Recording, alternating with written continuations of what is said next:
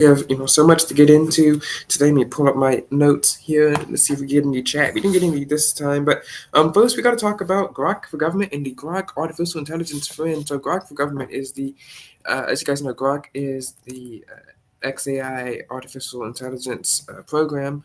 Um, and it has just recently released Grok 4, which is its most recent model. I have not been able to test it out because it costs extra money. I'm still stuck here over on Grok 3. So, uh, you know, if you guys want to contribute to the company, maybe we will buy Grok 4 so we can test it out here. But Grok for government is the government's, I guess, version of Grok AI. So let's go check it out over here.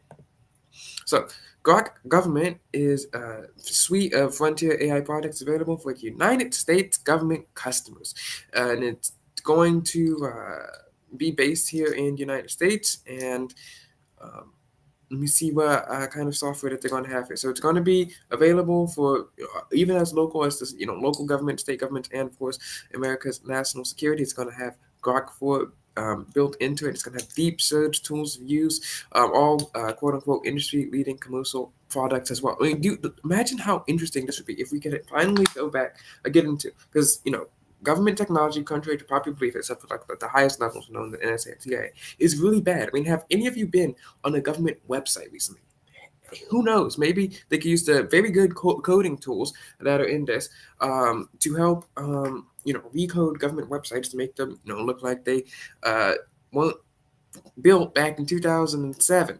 Who knows? Maybe we can use it for, better search engines and better, better research. They're going to have that, like, government database that everyone has always, that we always see in the movies, with like the always advanced search programs that they always have, in the movies as well.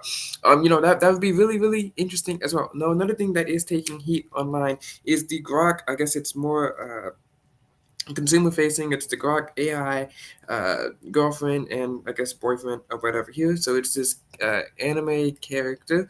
Let me see if I can pull up an image here, and it's just it's an anime bot that kind of floats with you, and people have gotten very, very mad about this. Let me see if I can pull up the image here, and it's just like, why?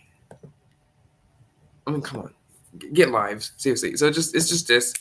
It is anime girl, and they just released the boy version, and it's just animated right on top of it. So it's kind of just like the replica chat thing, it's kind of like character AI, and it kind of moves around. Movement is not that good. Okay, like I saw its hands going like through the fabric of the dress, so it's not even that well animated at all. People are like, oh my goodness, the birth rates are going to decline because people are going to sit around and talk to Grok all day. Look, I've talked to Grok. Grok is very listy. Okay, Grok is, I guess, if you were to compare Grok in between.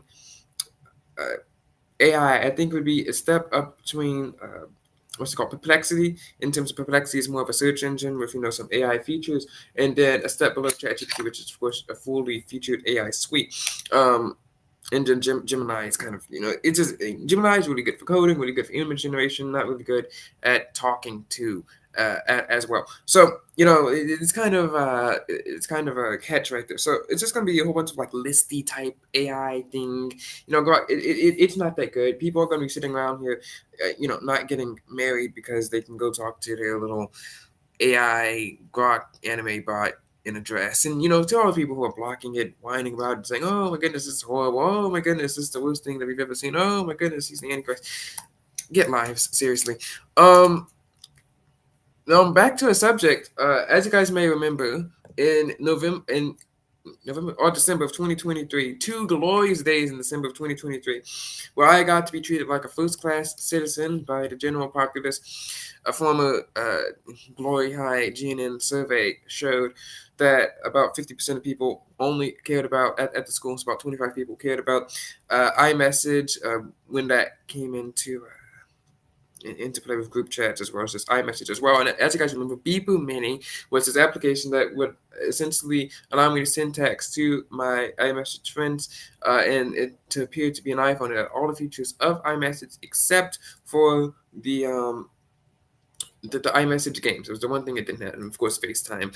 You would still have to send a link with the Apple thing and stuff. But everything else, I was talking to someone who didn't know me in person through a program, and it she actually thought it was an iPhone. So that was pretty interesting. There, I talked about the app Beeper Mini, but of course, it was a good 2 glorious days. We taped the news segment, and then the thing went down. Of course, that was the one unaired news segment because Hazel was spinning in a chair for some reason. Anyway, but I digress. Beeper is back in the news. Unfortunately, no iMessage support unless you go through a MacBook, so it's just like every other iMessage app on Android now. But somehow this article has become the number one, well, actually no, number two, sorry, article here on TheTechBoy.org. So we're just gonna let it marinate here. I was looking at the statistics yesterday. I know the blogspot statistics kind of overshoot. They count anything that comes in, even if it is a bot account, but it still goes to show about general trends. It is the number 2 article here on this website. So Beeper has overhauled its security of on-device messaging and launched its premium subscription. So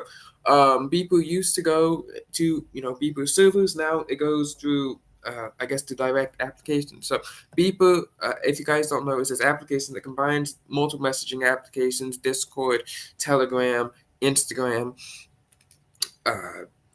your phone's built-in SMS, including Google Messages support for RCS. So this is the only application that I know of that can send RCS other than Google Messages, which, side tangent here, is a very, very big problem because we have so many much better texting applications, Texter and Google Messages here. In fact, about a year ago, I was talking about, how Texter, you can export your text a lot more easily than you can if you're trying to screenshot them on iMessage or screenshot them in Google Messages or whatnot. But unfortunately, these third-party texting applications are much better interfaces, much better customization features. Only support SMS, so you won't get any of those RCS features, read receipts, in anything like that. You will only get something along those lines. Anyway, back to Beeper here. So. Beeper Cloud is still online for users who want to use it right now, but it will start going offline when people will start doing stuff. Anyway, premium features. They have something called Beeper Plus, and this great new premium feature. You're not going to guess what it's called. It's called Beeper Plus Plus. I mean, honestly, for all the money I just spent, you could think that you could find new experts. Beeper Plus is $4.99, so that's for like consumers. Beeper Plus Plus is about $500 a month. So not for many people there as well. Oh, sorry, not $4.99, $9.99 for Beeper Plus and $499 for Beeper Plus Plus. So anyway, Beeper Plus has these features, including you can have multiple accounts per network. So I'm guessing that means multiple accounts on Instagram for 3 different Instagram accounts, 3 different Telegram accounts, etc. For scheduled messaging, which is a feature built into many of the direct applications, such as Samsung Messages or Google Messages. So you're gonna have to kind of pay for the privilege of that as well. Incognito mode for reading messages without triggering read receipts. That is that's actually pretty interesting. You think about how much of the the internet and this like dating and etc. is just built upon being left quote unquote on red. It's built upon having the receipts. They always like to go in and timestamp. Like we were reacting to that video last week of the girls essentially at their I guess. What do you call it, Tingo NORAD or whatever, complex with the phone on the screen, and they were analyzing each and every message as the messages were coming in. They had a clear leader. This could really disrupt dating and teen elections here as well. Speaking of teen elections, we actually created a new ad for our election, teen election, high school election simulator. So actually, let's show this on the screen so that you guys can. So that we can pull it up on the screen, and you guys can watch it here as well. Oh, also one thing that I did almost forget to mention is that I did go hands-on with the Galaxy Z Fold and Flip series of devices here. But everyone, turn your attention to the screen as we will landslide to victory with the high school election simulator. Hopefully, this software goes big. So hopefully, everyone gets to see this on the screen. If you know me, there's few things I like more than a high school election: the drama and conflict. I've changed my mind since then. So much for being decisive. No, this is really dramatic. The intrigue and strategy. is your team propped up an illegitimate candidate who burned the rulebook in a juxtaposition to make yourselves look good. But you failed. You failed the crop top debate, you'll fail the blonde hair battle, and you'll fail this election. The excitement. My instructions. It seems the ninth grade presidential candidate, Chase Matthews, has called a press conference to make an important announcement. What do you mean? It's Chase Matthews, which is also why I decided to drop out of the race for class president. The weirdness of it all. The only trans that you support, trans. Huh? The rallies, the speeches, the campaign, and strategy, they're all fun. But you want it to pay off with a big win. That's why I launched the High School Election Simulator, a free, web-based software that helps you predict who will win your next high school election, and shows you which grades to focus on next. Maybe you need to lock down the swing grades, like in SSA LTW. Maybe you're strong in your home grade. Or maybe you need to support the 9th grade. You know they're the key to your political future, right? Whatever the case, the High School Election Simulator can help you. Try the free web-based software now at the link in bio. It's all HTML. You can even download it and run it offline from this link. High School Election Simulator will help you landslide to victory. And this just in, If you know me, you know this. President Ethan Shea defeats President Allison in the book 226 to 110. All right. So yes, that is the High School Election Simulator. Guys, make sure you go check it out at election.thetechboy.org. It's very, it's very interesting software. The link that I just provided will allow you to download, but this will change the face of elections. This will change the face of how they are won, both in high school with the High School Election Simulator and in, I guess, quote unquote reality with the lack of read receipts on the Beeper. On Beeper here. And here I am just coming in, texting these people on Reddit. So let me pull this up. I'm talking about how people ever simulate things in their head.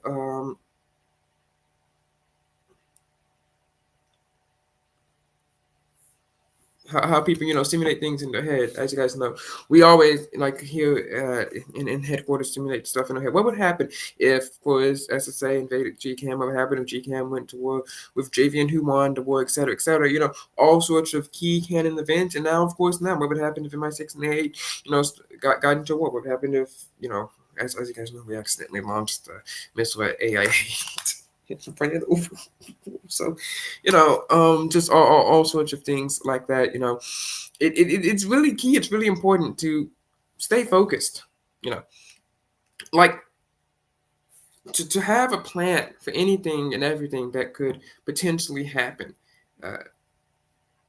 in your life. And it makes life a lot more exciting if you're always planning, you're always scheming, you're always thinking up something. In my opinion. It can be boring if you're just, kind of just there, like the kids are saying, oh, well, if Zendaya was, trying to beat me up, if Casey Undercover was trying to beat me up, then I'll accept it. I'll go with it. That's what some of them are saying. And I was like, no, we're not going to stand for this. I was doing all this kind of simulation, of course, for months. What would happen if Molly became president? No, we're not going to stand for this. No, we're not going to let kids who throw water bottles become the highest or second highest office in the land. No, we're not going to allow the shoe smackers to take control. And it's really interesting because you come up with all these kind of simulations, like what would happen if this happened and if this happened. ChatGPT and AI, Grok and Gemini have all done great work for this, but I really am hoping that there's a more dedicated software for this. We can kind of like input your life and input all these scores and simulate stuff, and that's what we're doing with the High School Election Simulator. And I've always said I wanted a software that could simulate high school. I wanted a software that can simulate life. And, that's what we are starting off with. I guess now I'm starting small with the High School Election Simulator, simulating one of the, I guess, key, most pivotal events in someone's high school career. But, now maybe we can simulate maybe even the broader scope of things. What would happen if he read this message and this didn't happen and this didn't get sent? I do feel that ChatGPT and some of these AI programs that are helpful with some of the simulation, but I do most of it in my head, right? Having all the press conferences and stuff. They are helpful with the simulations, but they are a little bit too idealistic. Okay, I mean, they are so idealistic. Like, oh, well, if this happened, well, you can just tell this person this, and then they'll apologize. And of course, also, the most egregious one of this is Claude, but some of the other AI programs, ChatGPT, aren't immune from this. I mean, Claude straight up just will not help me with some stuff. Like, oh, if it thinks that it's just in the slightest bit manipulative or wrong, not even illegal, just thinks that it goes against its quote unquote ethics, which are annoying. It was like, oh no, I'm not going to help you simulate a plan on what would happen if hypothetical GCAM invaded JVN, or if some hypothetical third party, wanted to, I guess, invade quote unquote MI6 or whatever. No, okay, they'll be like, we're not helping with this. Sit around and just sit around and have a nice talk, have a discussion. Okay, have a discussion. Okay, it's just like it's like an unchristian version of Focus on the Family at Vincent Lodge. It's just kind of idealize everything. It is fine. It's nice or whatever. So my programs of course won't do that.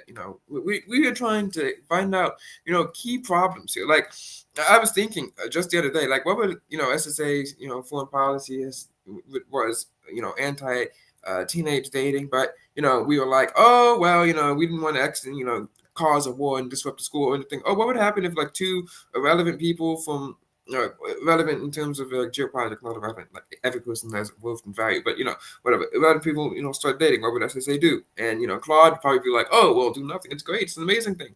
And that's essentially what the conclusion that we came up to. It was just essentially like, well, we're not going to spark a war for no good reason, but we're just we're what they say, monitoring the situation. But Claude probably wouldn't help us out with that as well. They won't help us without any of that software. So maybe we need more key software that is honed in on this, not just using a general use AI tool, especially with all the stuff that's built into it, with all the restrictions that are built into it. And that's what I'm excited to see from XAI, to throw restrictions to the wind. And I would like to see with that AI character as well. Maybe you can import your own character. We got, I don't know what this person's name is, the golf anime girl. But maybe we can import Ava Harper, and of course, Christy Demond was on a space. Unfortunately, she didn't want her voice taped or whatever, so it didn't get recorded. We were just sitting there, chatting about MI6, et cetera. And how SSA foreign policy works, and she didn't want her voice recorded, so we can't go and react to any of the clips. But of course, she's got back to whining about how Ava Harper is an insult to Christianity and it's an insult to women, and how women don't like Isabella Maria de Luca. And to that I say, the heck, who cares? I mean, like, oh, women don't like Isabella Maria de Luca. Okay, yes, Christy, I bid you good luck, Charlie, on that one. To you and your army of 100 fans, please go take down Isabella Maria de Luca. Actually, I don't even have to defend her. I'll just let her do it herself. Like, I mean, she has the right to defend herself, and and conquer we must. And her cause it is just, and she will, absolutely crush you all. So, I don't even know why we are sitting around here talking about that.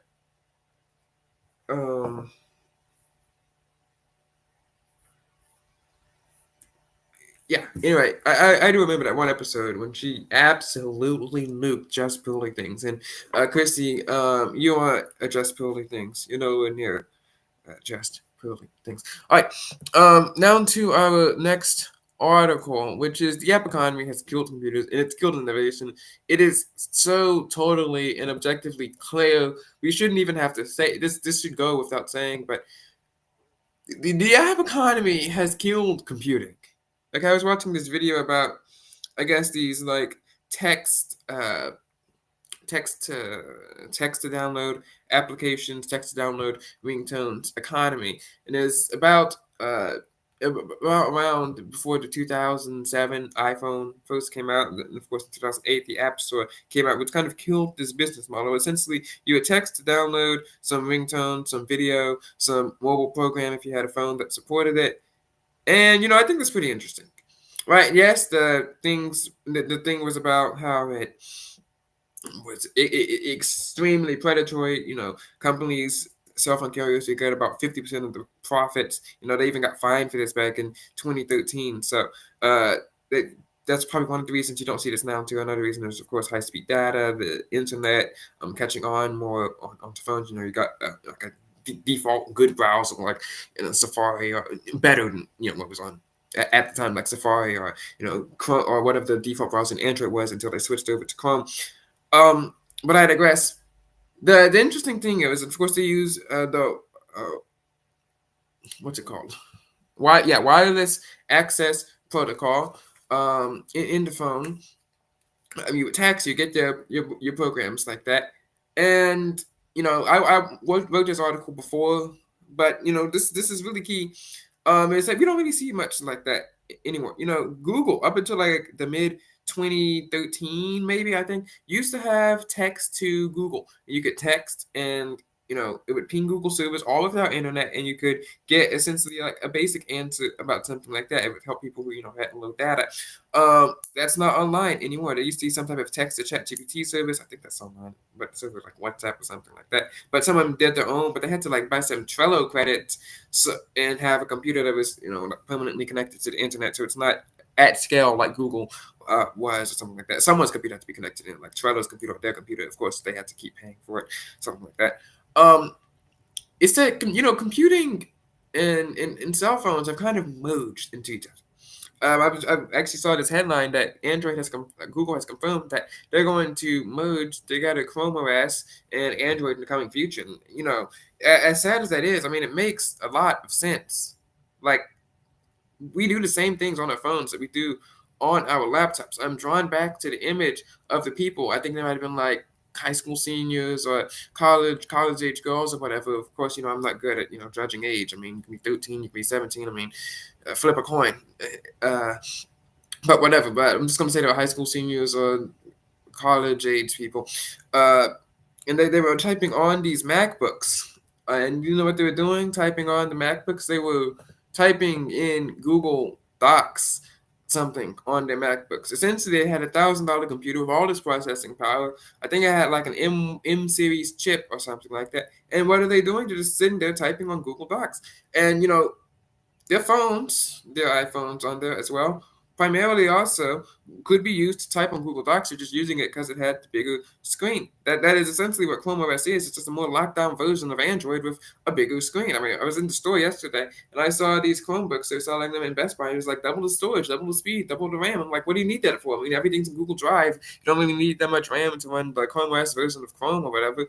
And all of our applications are built in Chrome or either built for mobile. And I think the mobile app economy has killed that, because if you go into any given app store at any given time, any given day, the top 10 applications, I guarantee you that 7 out of 10 of them will be either social apps or a combination of social media applications and shopping applications. In fact, let's go into the Play Store right now and let's see what the top charts are in the Google Play Store. I'm doing this live. The number one application is ChatGPT, but number two, TikTok, WhatsApp, Instagram, Temu, Threads, Grok, TikTok Lite, again, Pick Drama, which I know if you guys haven't heard of that, is an application that is some Chinese app that shows you movies. So it's kind of like vertical movies or whatever. And then back again, Drama Box again. So these are these like pseudo entertainment / social media applications. So if we were to take out the AI applications, ChatGPT, Grok, yeah, that's it. These are the applications in the top 10. Once again, TikTok twice, WhatsApp Messenger, which is kind of a social media application, Instagram, Temu, Threads, and then 2 video applications that just show you, videos in short form, but they're just from movies. And I'm assuming they have comments on here as well. And then you go down into the bottom 20, again, you got Telegram, whatnot, which is, like I said, the top 7 out of 10 will be social media / shopping applications. Whatnot is the definition of that. Snapchat, Shine, shopping application, of course. Facebook, Chick-fil-A, CapCut, Cash App, and Walmart. Again, so about like 12 to 15, depending on how you classify some applications like the movie applications or some messaging applications like Telegram or WhatsApp, if you want to classify them as social applications, if you want to classify them as texting applications. And all these applications here as well, and the AI applications as well. They're not the offline LLM applications. They're not anything like that. It's just ChatGPT and Grok, which can be run off of literally a smartwatch. I mean, all you need is to have a good enough processor to run a browser, and you have the same exact technology that you have in anyone's pocket. And back to the teenagers who were sitting there on their laptops here. You and I know both what phones they had. They had iPhones. Either had like the big iPhone with the little pill notch and like some pink case, or they had the iPhone 13 in like some case as well.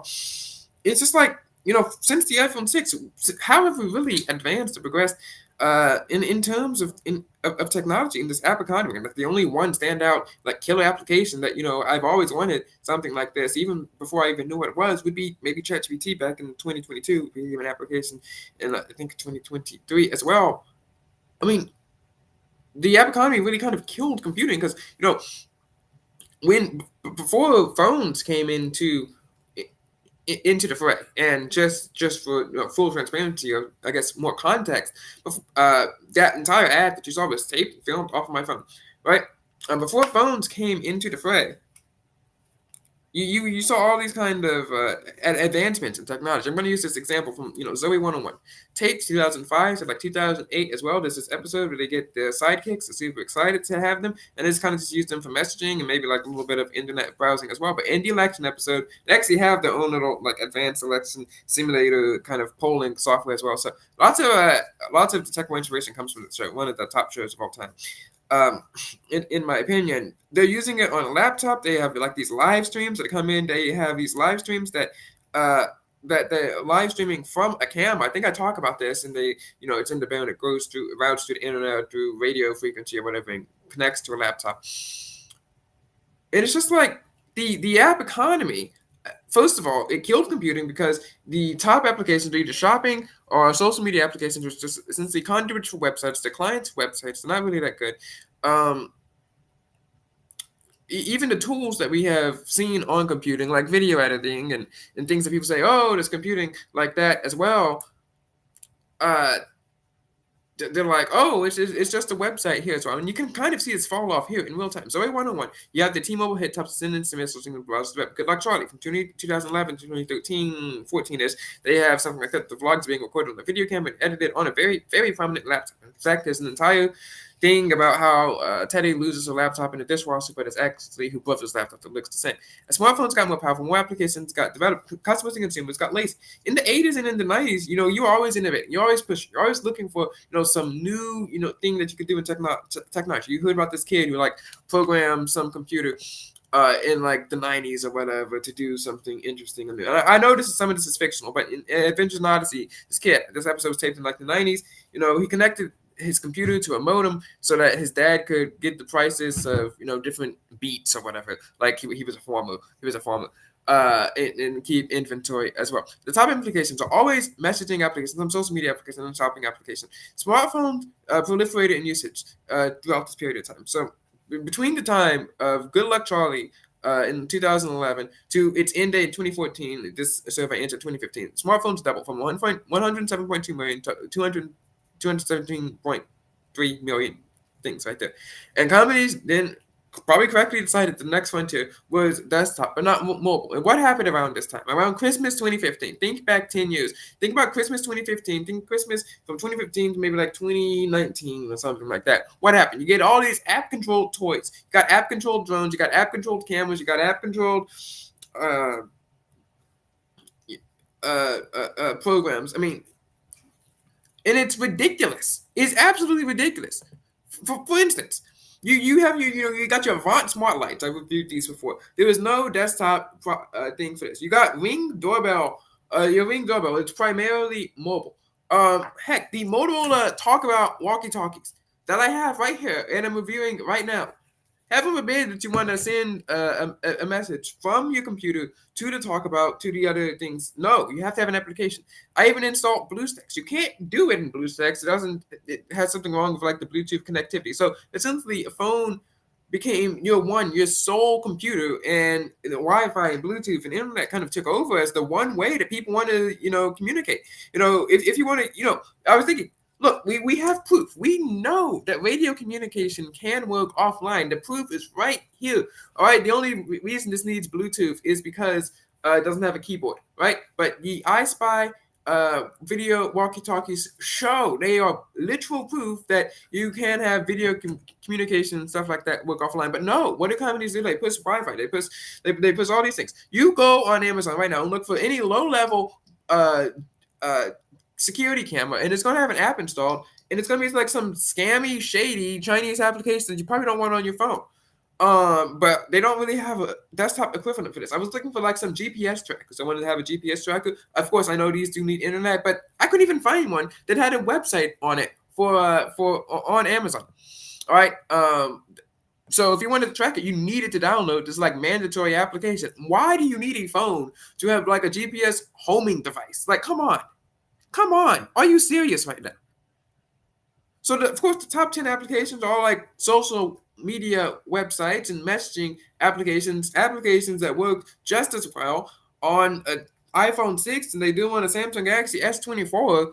Snapchat has been the same for the past 10 years. Okay, I was reading this absolutely ridiculous I guess like cell phone rules that you have book that was written in like 2013. They were still talking about Snapchat there as well. Of course, you guys know 2013 was kind of like the in between like flip phone or this right here. And if you think about the common purpose of Snapchat, other than like the messaging and like the super trash reels, it's just texting over the internet. I mean, it's not innovative. It's not new. Okay, you get the same thing in WhatsApp. You got the same thing in Telegram. It's the same thing every single time. And if any new company wants to start and get into computing now, it's either make a web app, make some type of LLM wrapper like that cheating AI program, or that some type of new version of ChatGPT, which I mean.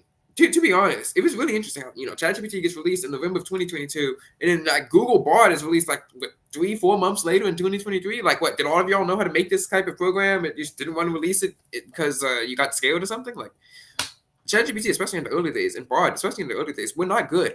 Okay, they were trash programs. Which like, why were you like hiding this technology? I do know that OpenAI had some type of chatbot on like 2020 or whatever. But I digress. And it's all these things that AI can kind of do, like summarize data and do like some type of data analysis. It's just like we can do that on computers. It's like, but to get into like the high level of computing, it's really, really hard. Like no one really tells you how it's done. Like we know that it's possible to get images from satellites and to talk to satellites and put a satellite up and to have radio communication. We know it's possible, and we have some of that like technology that's kind of trickled down in our hands. But instead of innovating and focusing on that, maybe have some type of computer radio messaging device, or creating some type of new navigation system that doesn't rely on satellites, maybe with like radio waves or something like that, or maybe creating some type of new program that does not work, or it works online, but works offline as well, or uses some other form of communication, or even heck, a security camera that streams over RF. You plug it dongle into your computer, boom, it uses it as a monitor. It is not that hard. We know it's not that hard because those camera baby monitors exist, but they don't have any computer interface because there's no reason for it. No one's pushing for it. It is stymieing innovation because everyone's just like, oh, just use Wi-Fi. And what if it goes down? Seriously, what if it went down? The top websites and applications, Instagram, Snapchat, mobile first or mobile only. You have all these accessories that require a phone for a setup. Like a remote control car. Think about this. You want to drive your remote control car? No, you need to have a $200 phone instead of like a computer that you have lying around.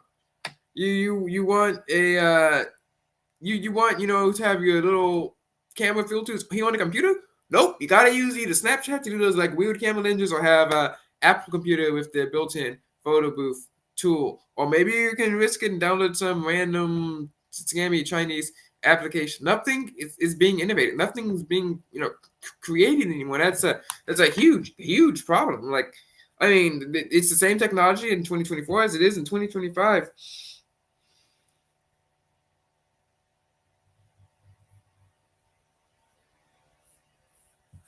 And I think it's really, really sad. Now, I did talk about these will get a review out as soon as my tester has time. so that we can test out the distance and chat features. I was able to test out chat features by downloading 2 instances of the application, one in secure folder and one in on the regular phone as well. And I can confirm that the chat features work. These walkie-talkies have their own built-in dock. I mean, it's so cool. You got a charger here, and you have a charging dock. They have a flashlight. They have like you can vibrate to call here, and actually inside the application you can do anything that you can do on here that you can do on the phone as well. So you can use your phone's microphone if you don't want to use this one. One of the microphones kind of feels a little bit weaker than the other ones, in my opinion. Of course, you have an emergency mode. You have you and your flashlight, and there's Bluetooth built into here. Oh, and the battery. Let me show you. Nice cover here, kind of comes undone like that. It does use regular like double A batteries here, but it comes with its own battery pack here. Now, one thing I will fault is that it has this stupid cover on here, and I thought, oh, it's just keeping it together. Nope, you should not rip that apart. Just don't do that, guys. Oh, yeah, so that's like one of the problems here. In fact, one of the things I was looking at is the oh yeah, here it is. This is I put in the dock correctly now. It's charging. So the charger in the back. It has these charging pins. You lock them in. So cool, just so cool. In the video, you heard that clip of someone asking me about trans fat in the middle of of an election. So there was that. But I've always been intrigued by like the new style of editing with like the waveforms and like the clips and of everything, and have like the people here and have like the quotes coming across the screen. I've always really been interested in that, and apparently that kind of like the waveform thing, it's called an audio visualizer. I'm pretty sure they have better ones in corporate. One of the great things about AI is that trying to search this kind of stuff on the internet is really hard.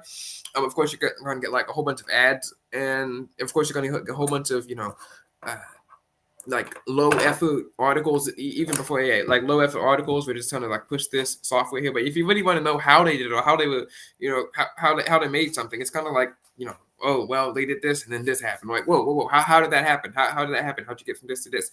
But I digress. It's called like an audio waveform, and I found this mobile application here, and it's really interesting. It's called, I think I'll do a review on it.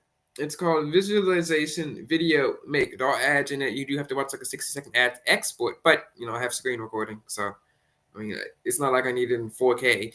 But you can actually import your images onto the screen. You have your audio clip, you put it in, and then you have so many different. Let me see if I can pull it up. Yeah, you have so many different waveforms that you can choose. So let me see if I can find it. Audio.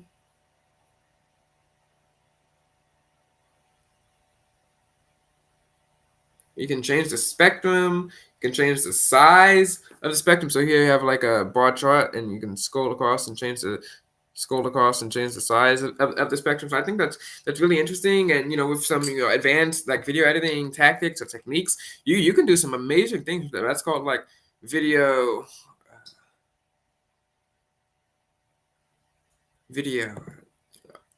audio visualize. I'm just really fascinated by the world, and I want to know what kind of things that you can do, like how things are done, because it's really boring, using the top 10 applications, for like social media and messaging applications. Like, is that what phones and computing have come to after 50 years of cell phones, almost 100 years of computing?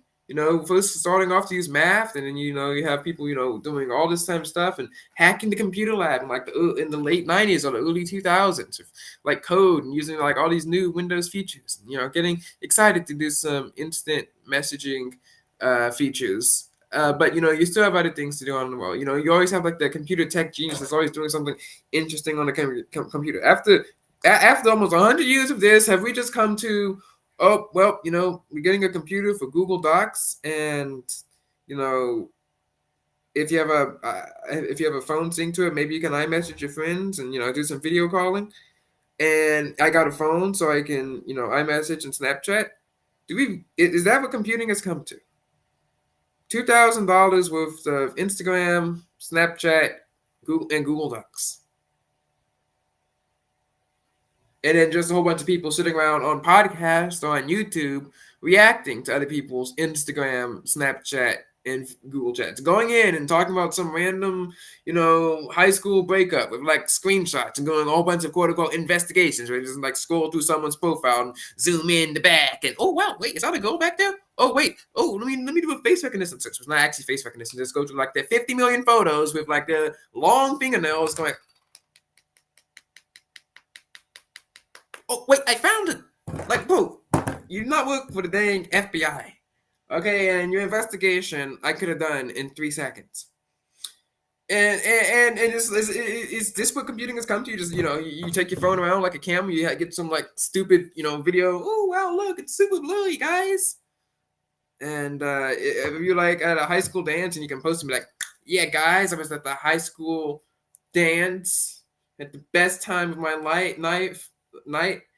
I'm just sitting around there looking at all the phones in the high school dance. It's like an iPhone 15, an iPhone 13, like some cheap Samsung, Samsung Galaxy A16. I'm thinking, wow, look at all that processing power out there just being absolutely wasted. Like we could be going to the moon, but nah, this is processing power just being absolutely wasted. Every time I see a whole bunch of like teens with like phones, like, everyone put your phone in the basket, guys. I'm like, wow, look at all that processing power. And all of that just to go to like, some kid, screenshotting the first result on Google, like, is the sky blue? Like trying to settle a debate or something, or I always like this, like the subreddit or text, and there's just a whole bunch of like text messages and like screenshots. Like, yeah, guys, I got those seats. Is this what computing has really come to? Amateur, high school, detective level receipts, which is just a bunch of screenshots of text that could have come from an iPhone 6 or an iPhone 16. A Google Doc and slideshow presentation that could have been written on a $50 Chromebook or a $5,000 desktop computer. And the internet economy, which is just a whole bunch of people like screaming in, saying the most obnoxious stuff ever, with like an IQ of 85, reacting to like tweets and Instagram posts. Well, like screen recording themselves on a podcast stream. I refuse to be a part of that. That's depressing and sad. But until next time, which would be next week, we've been doing these for about 180 episodes. We're not going to stop.